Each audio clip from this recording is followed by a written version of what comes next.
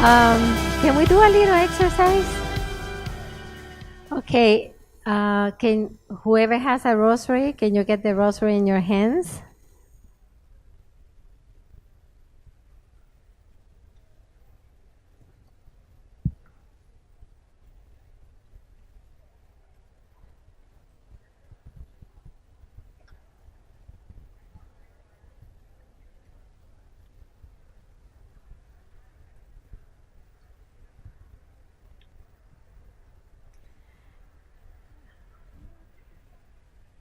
And if it's possible, I would like to invite you to stand up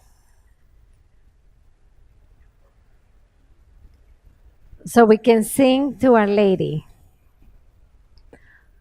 Ave, Ave, Ave Maria,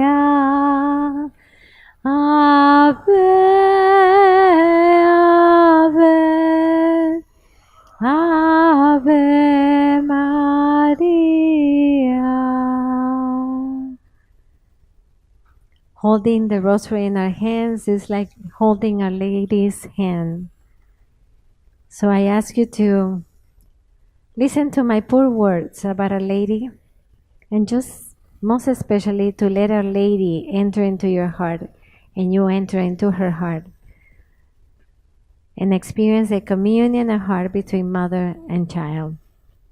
Amen. You can sit down.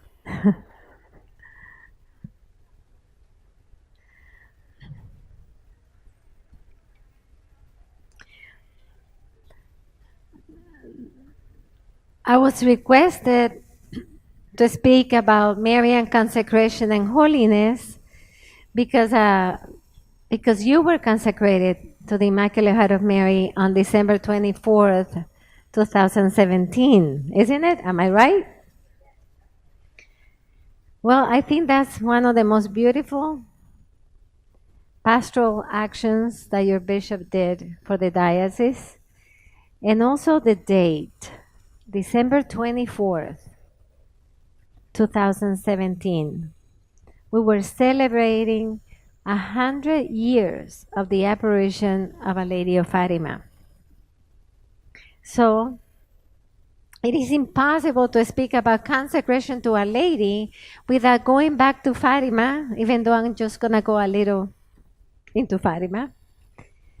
Because on May 13, 2000, St. John Paul II beatified the two children, Jacinta and Francisco.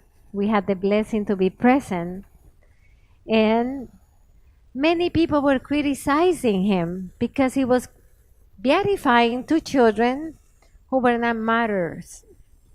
So in his homily, he responded to those who criticized him, and he said, "Many do not understand that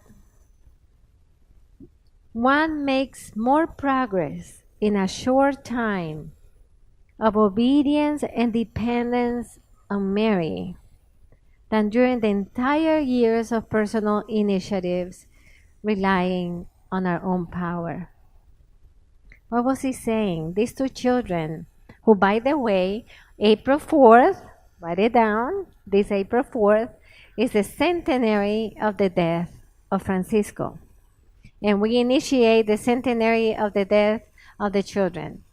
Next year, February 20, will be the anniversary of the death of Jacinta.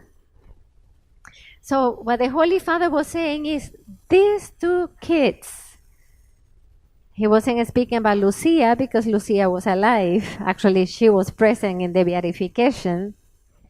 But what he was saying is, these two children, totally consecrated to Our Lady, totally in obedience to Our Lady, totally dedicated to Our Lady, totally available to fulfill the designs of Our Lady, to bring about the triumph of her Immaculate Heart. Those two children, just by being that way, by living in that way, they obtain the greatest heights of holiness in 2 years. Francisco in 1, Jacinta in 2. So what is the Lord saying with us? What was John Paul's intention when he was saying that those who are consecrated totally to our Blessed Mother, they reach holiness faster. They reach heights of virtue. They become totally identified with Our Lady. And that is the power of Marian consecration. What happened to you December 24, 2017 is supposed to give you a lot of effects of holiness and grace. Don't take it for granted. Your diocese has been consecrated to the Immaculate Heart. Those children devoted themselves totally to Our Lady with great generosity. Do you remember the apparitions of Fatima? You have to remember. When Our Lady appeared to the children, the first thing that she said to them is, "Are you willing to suffer?" What an introduction, isn't it? Are you willing to suffer anything that the Lord permit you for the conversion of sinners? Are you willing to suffer so the plans of God for our historic moment can be realized? And you know what I love about these children? That they were children. And children have such an innocence in their hearts and such an obedience to the Lord and Our Lady that if Our Lady asks us to do that, we cannot think about it, isn't it? They immediately said, "Yes, we're willing to suffer." And they did suffer. Soon, Jacinta and Francisco reached heights of holiness in ways that is even hard for us to understand. They knew they were chosen, undeservedly chosen, to be part of the designs of mercy that the hearts of Jesus and Mary have for humanity. Remember, that was the second message of the angel. What are you doing? They were playing. They were children. And the angel said, "What are you doing? The hearts of Jesus and Mary have designs of mercy for you and through you for humanity." And to be honest, dear sisters and brother, the angel is saying the same thing today to each one of us. The hearts of Jesus and Mary have designs of mercy, not only for the last century, but our historic time. These children lived totally what Our Lady taught them. They obey in everything Our Lady, and they did everything that Our Lady requested. Francisco, when he saw Our Lady cry because Jesus was so offended, dedicated his life and offered his life to console the heart of Jesus. That's why the last months of his life he spent it in front of a tabernacle. He didn't want to go to school. He said, "If I'm going to be here on earth just for a couple of months, I better be with Jesus, consoling his heart." And Jacinta was so impressed with the vision of hell, and that so many people were going to hell.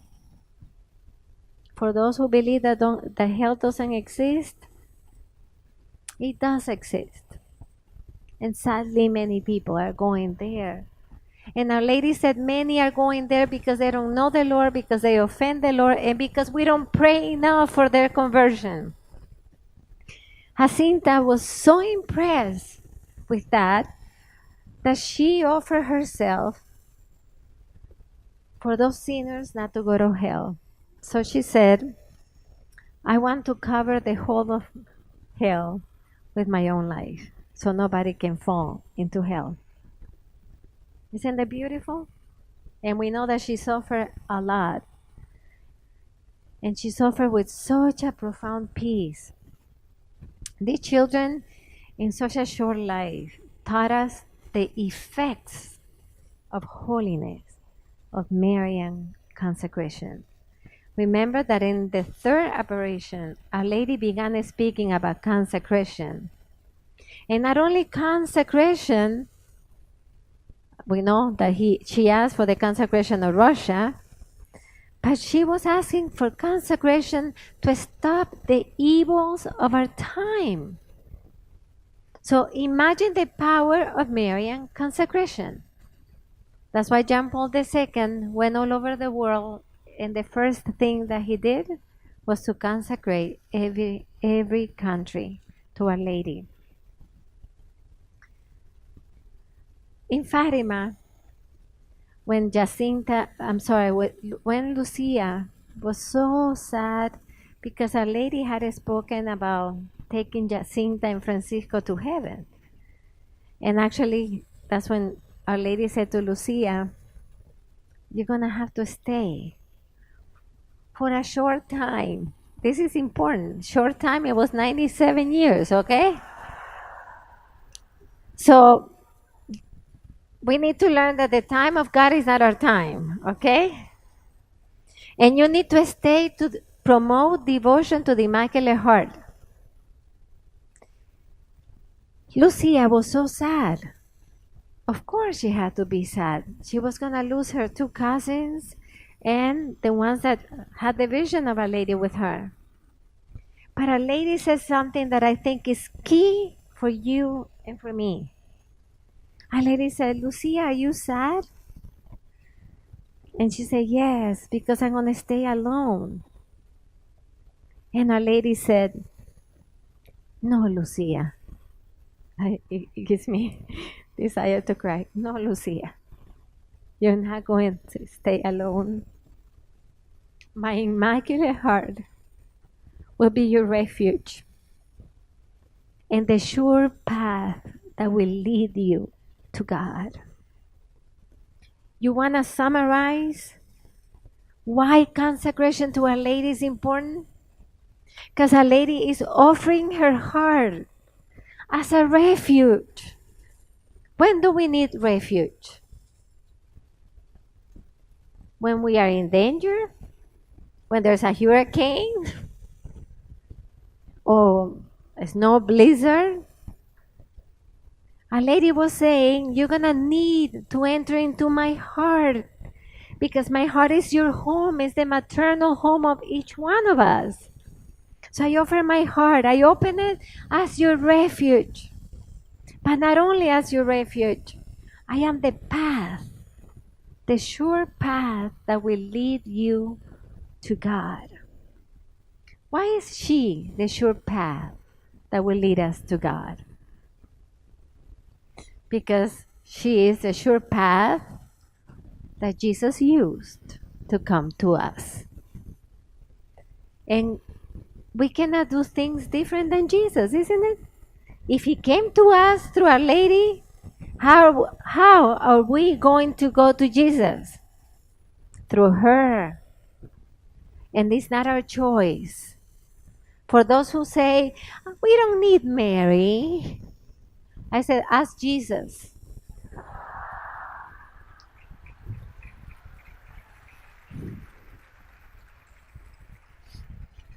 I'm going to tell you a quick story that just came to my mind. I was giving a talk about the maternity of Our Lady. Actually, it was in Naples.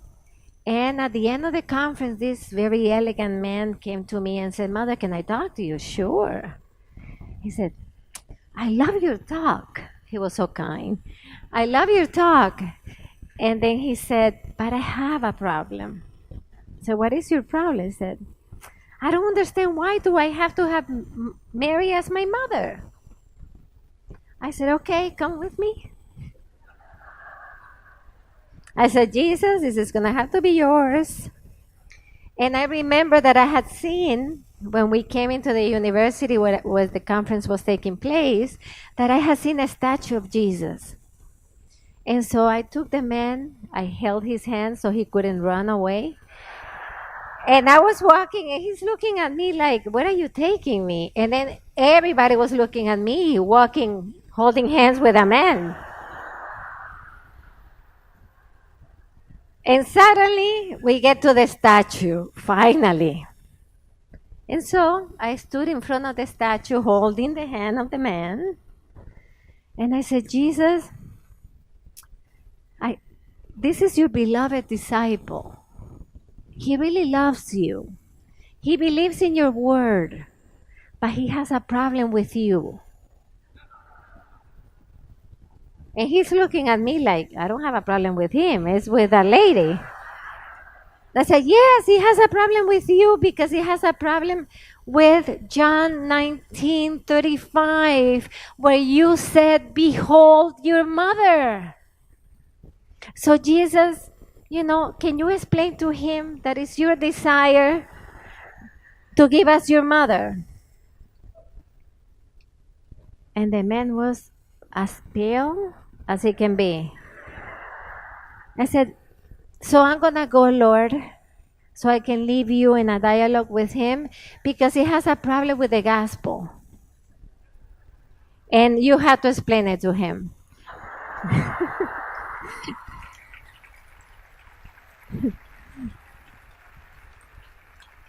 I said, he has a problem with the Annunciation, so he has a problem with the beginning of the gospel.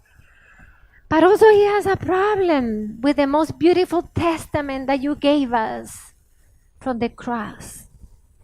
Your own mother. Jesus didn't have to give us his mother.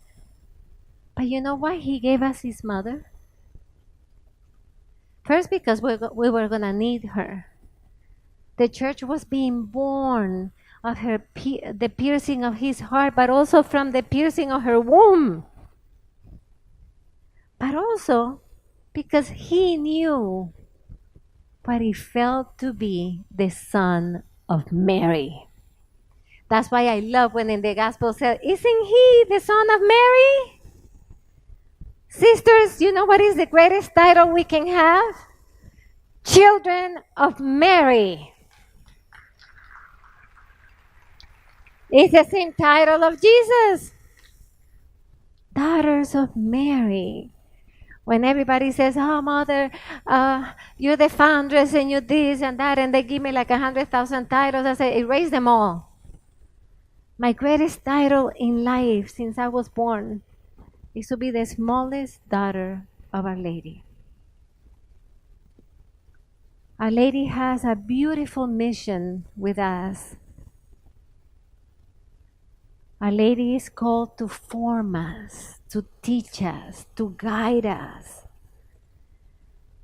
We are to experience her maternal mediation and formation. For what? So we can become another Christ. And that is holiness. Another Christ. She was the mother of Jesus. She was a teacher. She was a guide of Jesus. Under her heart, Jesus learned his humanity. Under her heart, Jesus prayed. Under her heart, he grew, as the gospel says, in wisdom, in grace, and stature, which is not height, maturity. So she wants to do with us the same thing. Our Lord is calling us more than ever, brothers and sisters. I'm making sure. The Lord is calling us more than ever to become holy. John Paul II gave us a beautiful letter at the beginning of the third millennium called Tertio Millennio Ineunte. And in that letter he said, we have many programs for the third millennium, but I'm going to summarize it in two. What the church needs now is holiness and mission. That's the letter that he began by saying, go out into the deep. And he said, we cannot go out into the deep if we don't have these two oars, holiness and mission, moving at the same time. And that's why at the same time, we need Our Lady more than ever. When we look at the last century, brothers, sisters, look at how many saints did we have. Can you mention some? Saint Faustina, which, by the way, she was formed since she was 4 years old by Our Lady to prepare her for her mission. Saint Jana Mola, who gave her life, her maternal donation for her child. Padre Pio, who consecrated himself to Our Lady and prayed 33 rosaries every day, so you don't have any excuses, huh? Saint Maximilian Kolbe, the saint of Auschwitz, the saint that built the city of the Immaculate, where the Immaculate was the queen and mother.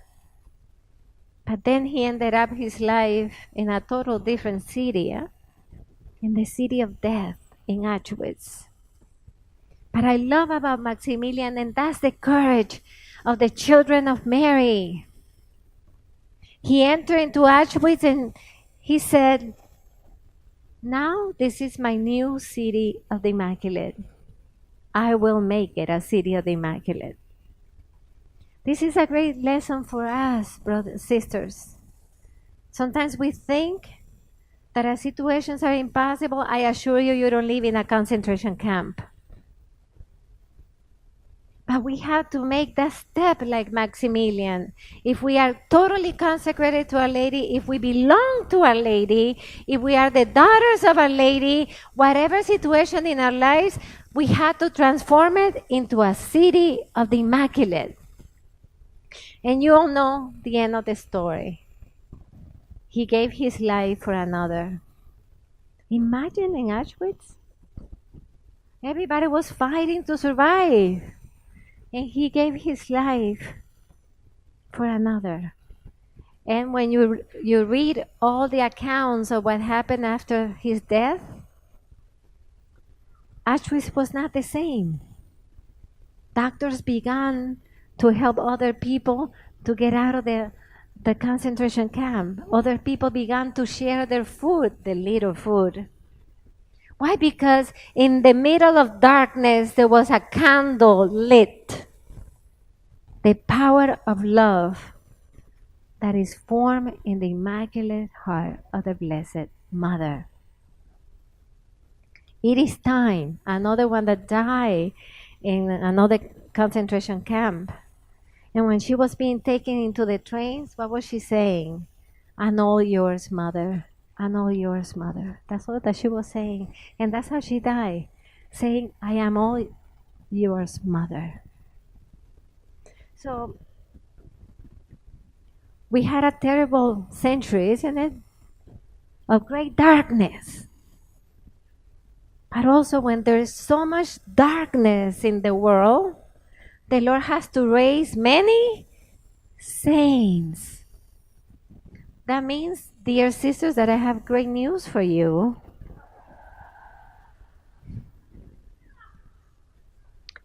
Don't we live in a time of great darkness? Confusion, ambiguity, immorality. I'm not going to name the whole thing. You know it. So more than ever, Our Lady needs men and women who are totally consecrated to her and built in a life of holiness. Because as the Lord says in Matthew 5, we need to shine in the darkness. We need to be like the candles that are put on the top of the mountain and illumine the city. But the Lord needs that holiness that is fruit of consecration.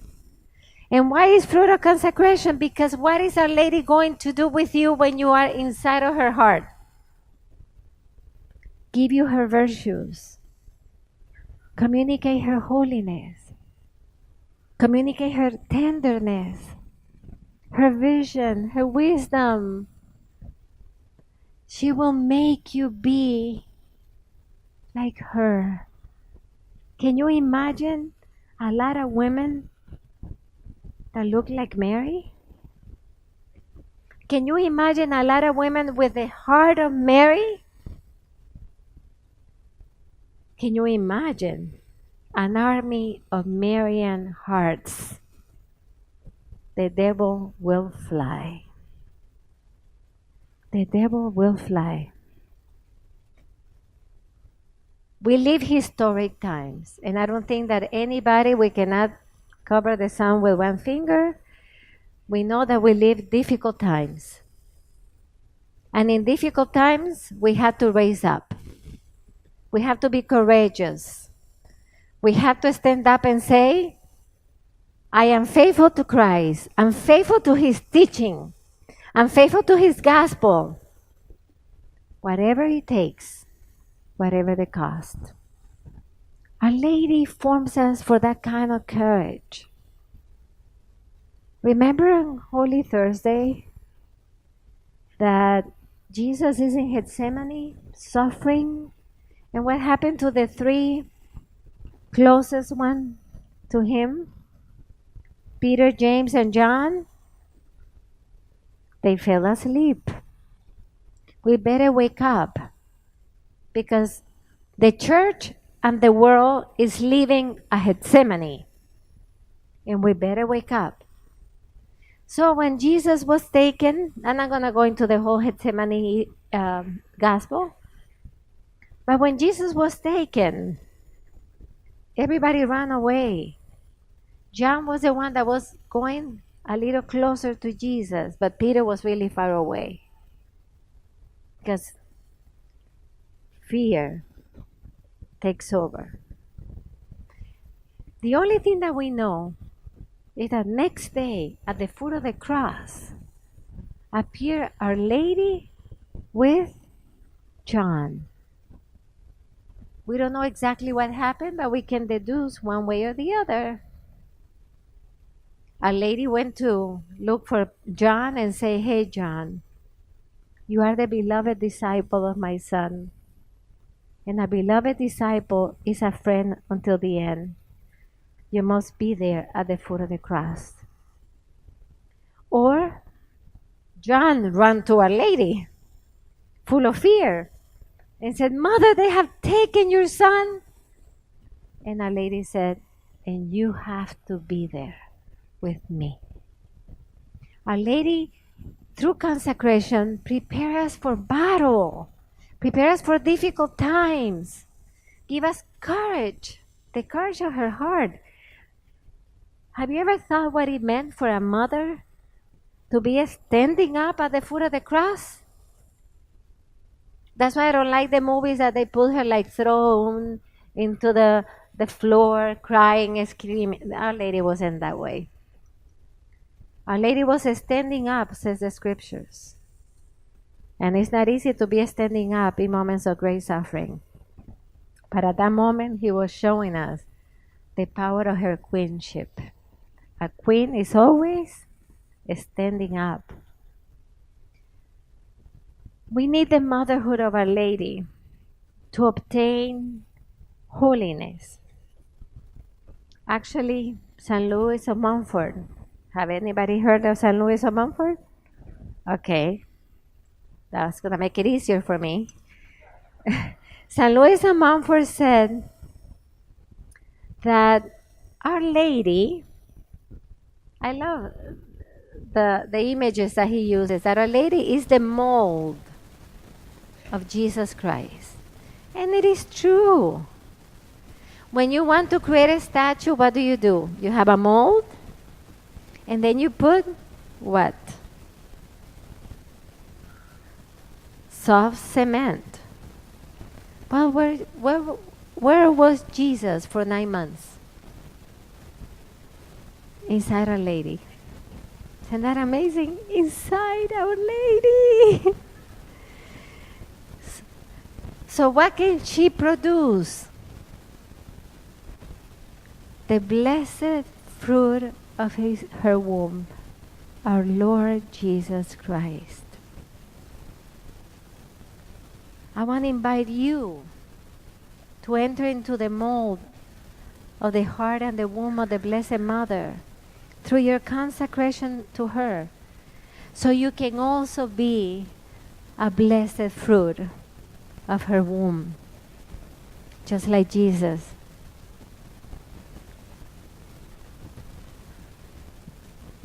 Almost prophetically, St. Louis of Montfort said that total consecration is the shortest, the fastest, the perfect, and the direct way to obtain sanctity in communion with God. And it makes sense, because as John Paul says, our faith, it makes sense.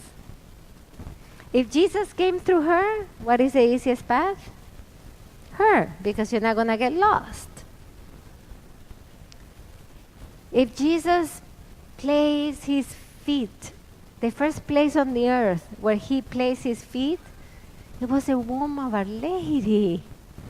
And he said, I am the way, which means follow me.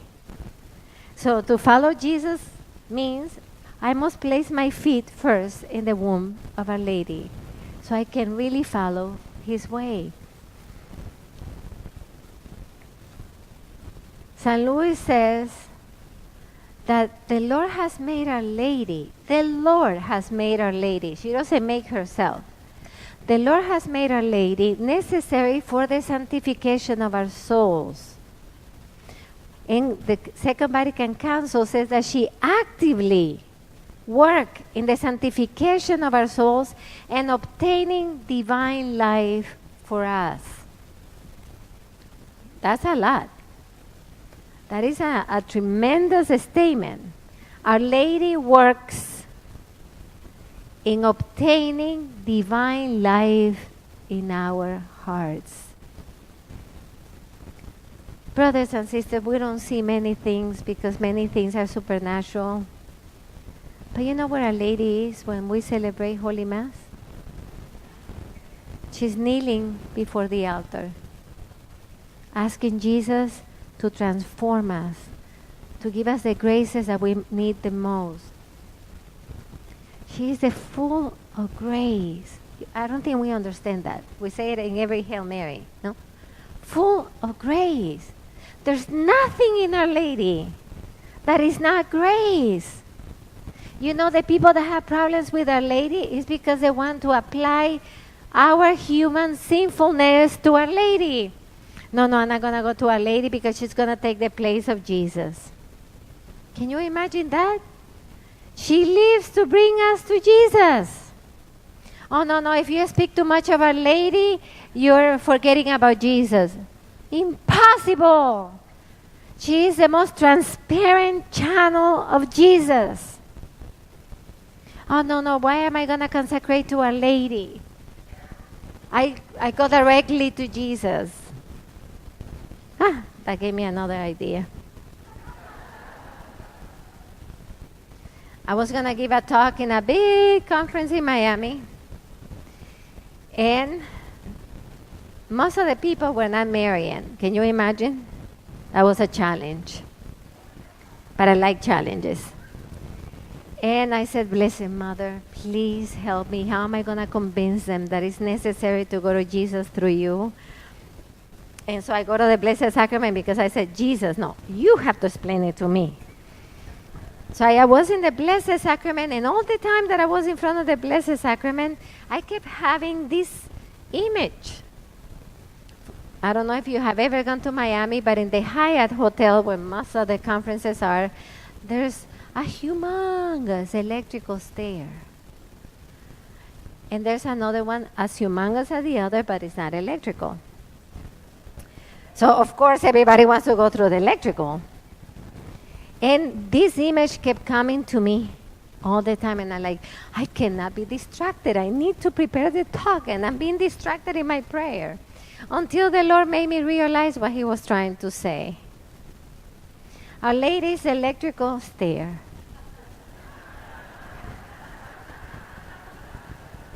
All I have to do is to consecrate myself to her, which means I firmly put my feet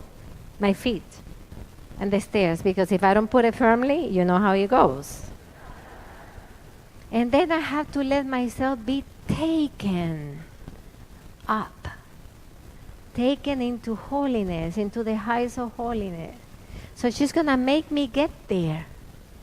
And all I have to do is to give her permission to exercise the power of her maternity in my life. Then I saw the other stair. And I said, well, you can get there sometime. But it all depends on you. Depends how strength do you have. It depends of how your knees are. Depends on your age. And generally, I haven't seen anybody going through that stair getting up, because it all depended on our power. When we consecrate to Our Lady, we enter into her heart, and then all her movement is up, is to take us to her Son. And that's why it's the importance of the consecration to Mary. She is the one that can teach us, to teach us the graces that she possesses. She possesses all the graces. So imagine to live in a house that is full of grace. What's going to happen to you? Little by little, you're going to be filled with the graces of Our Lady. What about living in Nazareth? Anybody has been wanting to live in Nazareth? I have. I would like even a week to have been living in Nazareth. But consecrating to Our Lady is living in Nazareth, living under her maternity, under her teaching, under her education, and under her protection. Don't you think we need that? And actually, Our Lady wants us to become another Christ, because that's the only thing she wants. She doesn't want to stay with us. Even though she's fully our mother, she wants us to come to her Son, and she wants us to become another Christ. That's why 3 champions of consecration to Our Lady, San Louis of Montfort, San Maximilian, and the one that I'm going to ask you to give a round of applause, San John Paul II, the greatest.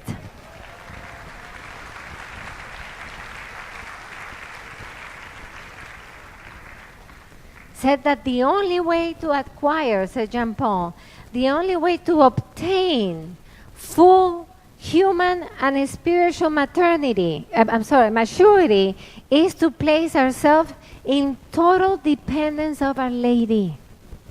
That's what John Paul said. Now, let's speak a little bit about John Paul.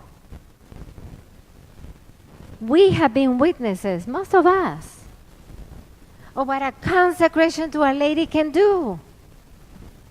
Everybody says, what a man, what a priest, what a bishop, what an archbishop, what a cardinal, what a pope, and it's true. But she was the fruit of his own totus tuos. Since he was a young priest, since he was a child, he consecrated himself to Our Lady. But when he became a priest, which, by the way, when he became a priest, he was alone, because he was in the middle of the Nazi occupation. And most of the seminarians, it was a clandestine seminary, as you know. Most of the seminarians were killed, one by one. So the day of his ordination, which was November 1st, 1946, he was prostrated, as any priest will prostrate, and suddenly he realized no one else was there. And he cried and said, Blessed Mother, why me? Why me? Why I'm not dead? And suddenly, because John Paul was a man of fundamental questions so he can give fundamental answers, he said, why me? Why am I alive? Why wasn't I being killed? Why wasn't I being sent to a concentration camp? He said, well, I'm being preserved to donate myself for the church.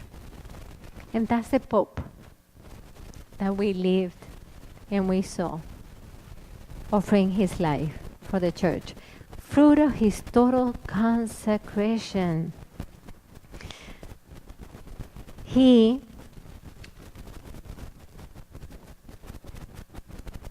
followed St. Louis of Montfort. That's why his motto was Totus Tuus. And it will pass through history as the Totus Tuus Pope. Isn't that beautiful? And what was his coat of arms? The cross with an M and an empty space. Why? Because the cross and Mary, and he was inviting each one of us to consecrate to Our Lady and become the one that filled this space. And he really took to himself. Remember that when he was working in the factory, I was cutting stones. Somebody gave him the book, True Devotion to Mary, and he kept it under his arm all the time. And when he had a minute, he was reading it. And he was totally touched by that book. And that's when he made his consecration, which is beautiful to know what it means. I am all yours, Mother. I mean, he said it in Latin, but I'm going to say it in English. I am all yours, Mother. Just think about it in one moment. I am all yours, Mother. And all that I have is yours. Think if you live that way. And then the third phrase is, I take you as my own. Isn't that powerful? Blessed Mother, I take you as my own. There's two men besides Jesus. There's two men who did that in the gospel. Saint Joseph, who took Our Lady into his home, and Saint John after the cross, who immediately took Our Lady into his home. So we are called to be the ones that take Our Lady as our own. That means I give you a space in my life. I means I open my house. I mean, I open my life. You can enter and tell me and correct me and teach me like a mother.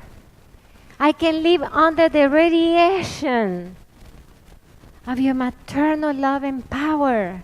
Yes, because Our Lady has been given power. God gave her maternal power to defend us. Oh my God, how much she fights for us. Genesis 3, I will put enmity between you, speaking to the serpent, who you know who he is. I will put enmity between you and the woman, between your descendants and her descendants. So in this battle, who's fighting for us? Our Lady. Our Lady is fighting. And we must help her to fight. Why do you think when Our Lady appears, she asks for prayer? She asks for sacrifice. She asks for penance. She asks for the prayer of the Holy Rosary. I mean, she's not asking like a big thing. Pray the Holy Rosary to obtain peace. Why is she asking us to consecrate ourselves to her Immaculate Heart? So she can protect us. She can be a refuge. But also she can teach us the way of holiness because, as Jean Paul says, the Holy Spirit is the teacher per excellence. But the only creature that can really teach you Christ is his mother. You want to know more Jesus? Go to Our Lady. Tell me, Blessed Mother, how was those days in Nazareth? Tell me what he did. Tell me what you ponder. She pondered everything in her heart. All the memories about the Lord are in her heart. So when we consecrate ourselves to her heart, what are we learning? The memories of our Blessed Mother, which, by the way, this is a parenthesis, the memories of our Blessed Mother are summarized in the Holy Rosary. That's why the mysteries of the Rosary were given by her, because her memories.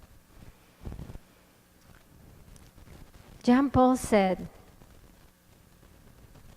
after saying, I take you as my own, he said, give me your heart, oh Mother. Give me your heart. My greatest prize is to have your heart, because if I have the heart of Mary in my heart, I have the heart of Jesus. They're indissoluble. They cannot be separated. You know, when we go to marriages, they said, whatever God has united, man cannot. So imagine the communion between the heart of Jesus and the heart of Mary. That's why the two hearts have these signs of mercy for our time. Consecration to Mary is a path to the triumph. Does anybody here want the triumph of the Immaculate Heart? Scream it. Okay. We see triumphs of Our Lady every single day. But we're waiting for a bigger triumph, isn't it? Promised in Fatima that will bring an era of peace. Well, for that we need to belong to Our Lady. For that we need to devote ourselves to Our Lady. For that we need to be consecrated totally to Our Lady. And for that we need to be women of prayer, sacrifice, penance, rosary, and be willing to do whatever she needs of us. This is not time to be passive. This is the time to be apostles of Our Lady, soldiers of Our Lady, because these times have been entrusted to her. Jacinta, before dying, when she said goodbye to Lucia, she said, Lucia, I want to confide something in you. Jesus has entrusted these times and the conversion of humanity to Our Lady. What a difficult task, isn't it? And she cannot do it alone, sisters. She has to do it with hearts that belong totally to her, with hearts that are obedient to her calls. We speak of the calls of Our Lady. Oh, she calls us to pray. Do we pray? She calls us to go to the Blessed Sacrament. Do we go? She calls us to sacrifice. Do we sacrifice? She calls us to penance. You know something that I love about most of the apparitions of Our Lady? That they take place in a mountain. Because to get there is hard. And usually they're rocky mountains, huh? So Our Lady is saying, if you don't want to do penance by yourself, I'm going to force you to.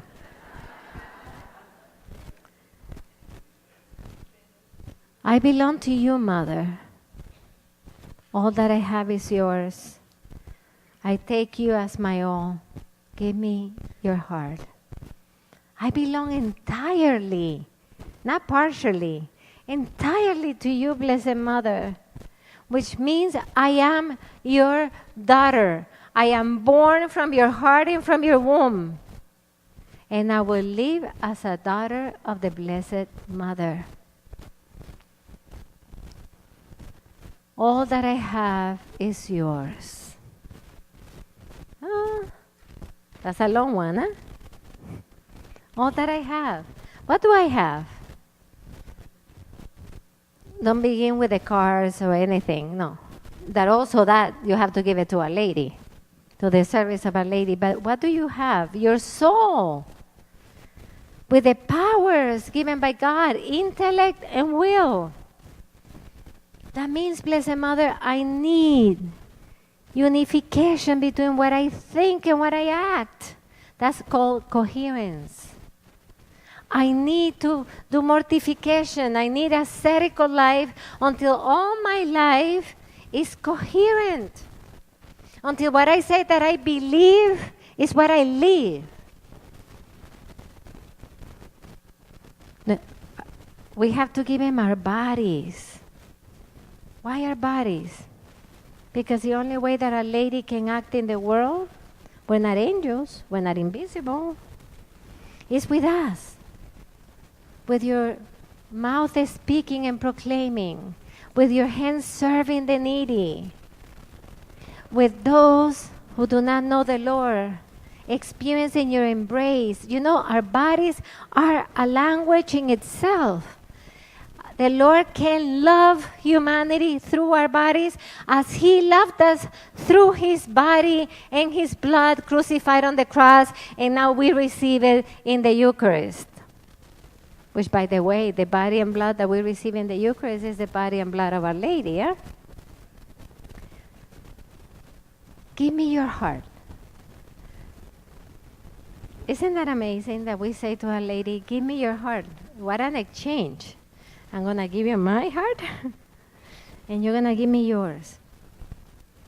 Why do I need your heart, Blessed Mother? To be transformed and transfigured into you. Because if I am transfigured into Our Lady's heart, I am a person that says, at all times and in all situations, let it be done to me according to thy word. Who's timing me? Okay. Okay. So I want to conclude with something that Pope Benedict XVI said. When he became a pope, they asked him, are you going to make a consecration to Our Lady? And he said, no. And everybody was like shocked.